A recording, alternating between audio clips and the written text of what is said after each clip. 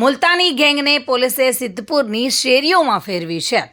સિદ્ધપુર પોલીસે પશુ ચોરીના ગુનામાં પકડાયેલી કુખ્યાત મુલતાની ગેંગના આરોપીઓને સાથે રાખીને પોલીસે આજે ઘટનાનું રિકન્સ્ટ્રક્શન કર્યું હતું। પોલીસે ગેંગના 10 આરોપીઓને શહેરના ઝાંપલી પોળ વિસ્તારમાં લાવીને ક્રાઇમ રિકન્સ્ટ્રક્શન કરાવ્યું હતું। આ ગેંગ ગુજરાત અને રાજસ્થાન સહિત અનેક રાજ્યોમાં પશુ ચોરીની ઘટનાઓને અંજામ આપતી હતી।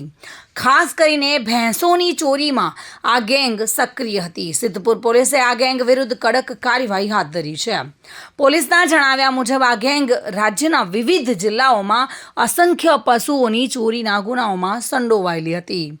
ઝાંપલી પોળની બજારમાં કરવામાં આવેલા રિકન્સ્ટ્રક્શન દરમિયાન મોટી સંખ્યામાં લોકો એકઠા થયા હતા અને આ કાર્યવાહીથી વિસ્તારમાં પશુ ચોરીની ઘટનાઓ પર અંકુશ આવશે તેવી આશા સેવાઈ રહી છે।